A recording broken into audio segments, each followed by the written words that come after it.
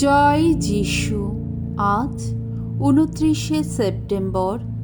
আজ মাতা মণ্ডলীতে পালন করা হচ্ছে মহাদূতগণ মিখায়েল, গাব্রিয়েল ও রাফায়েলের পর্বদিন। প্রথম পাঠ প্রবক্তা দানিয়েলের গ্রন্থ হতে বাণী পাঠ।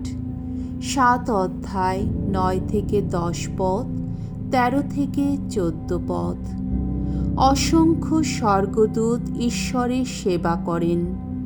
রাত্রিকালীন একটি দিব্য দর্শন আমি যখন দেখছিলাম, এমন সময় আমি দেখতে পেলাম কয়েকটি সিংহাসন সামনে রাখা হলো, আর অতি বৃদ্ধ একজন এসে বসলেন। তার পোশাক তুষারের মতোই সাদা, তার মাথার চুল সাদা পশমের মতো। অগ্নিশিখা দিয়েই তৈরি তার সিংহাসন, আর সেই সিংহাসনে যে চাকাগুলি রয়েছে সেগুলিও জ্বলন্ত আগুনের। তার সামনে থেকে উৎসারিত একটি আগুনের নদী বয়ে যাচ্ছিল। লক্ষ লক্ষ কারা যেন তার সেবা করছিলেন, আর কোটি কোটি কারা যেন তার সামনে দাঁড়িয়েছিলেন। এবার বিচার সভায় বিচারে বসল, আর সামনে খোলা হলো যত গ্রন্থ। আমি যখন সেই নৈশ দর্শন দেখছিলাম, এমন সময়ে দেখতে পেলাম কোনো মানব পুত্রের মতো কে যেন একজন আসছেন আকাশের মেঘে পরিবৃত হয়ে। তিনি সেই অতি বৃদ্ধের কাছে এগিয়ে এলেন। তার সামনেই তাকে নিয়ে আসা হলো। তখন তাকে প্রভুত্ব, গরিমা ও রাজ ক্ষমতা দেওয়া হলো। সমস্ত জাতি, গোষ্ঠী ও ভাষার লোকেরা তারই সেবা করতে লাগলো।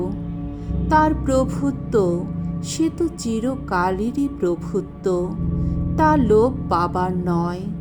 তার রাজত্ব কোনোদিন বিনষ্ট হবার নয়।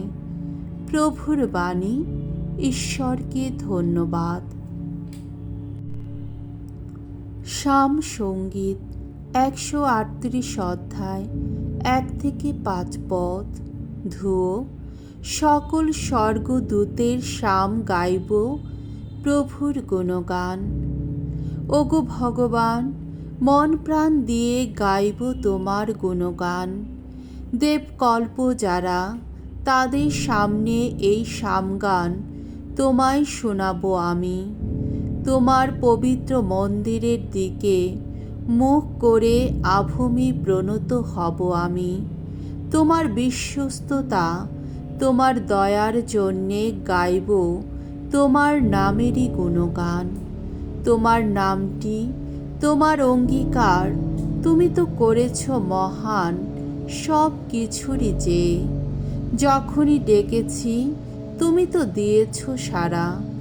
নতুন সাহস নিয়ে উদ্দীপিত করেছ আমার প্রাণ। ওগো ভগবান, তোমার উচ্চারিত প্রতিটি অঙ্গীকার শুনে এই পৃথিবীর সমস্ত রাজা গাইবে তোমার গুণগান। তোমার কর্ম নীতির স্তুতিগান গাইবে তারা, বলবে ভগবান সত্যি মহামহিম। বাণী বন্দনা। জয় জয় প্রভুর জয়। ভগবানের দূত, তার স্তুতিগান করো তোমরা সবাই। তোমরা সবাই তার সেবাকর্মী যারা, তার ইচ্ছা পূর্ণ করো যারা।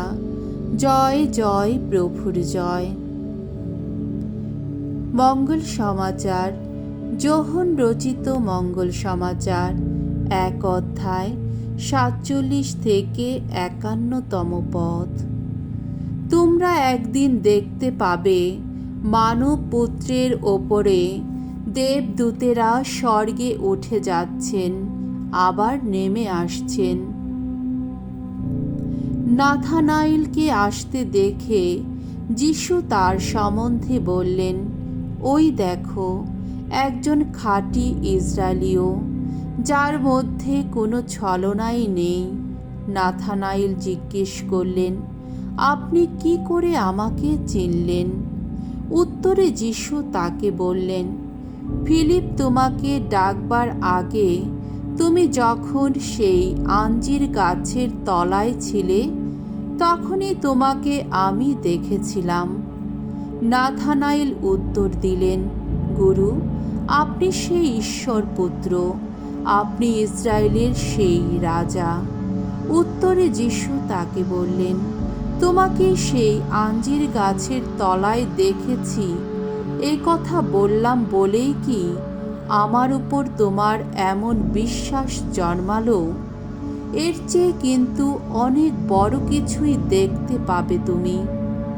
তিনি বলে চললেন, আমি তোমাদের সত্যি সত্যি বলছি, তোমরা একদিন দেখতে পাবে স্বর্গলোক উন্মুক্ত, আর মানবপুত্রের ওপরে দেবদূতেরা স্বর্গে উঠে যাচ্ছেন, আবার নেমে আসছেন। এ হলো প্রভুর মঙ্গলময় বাণী।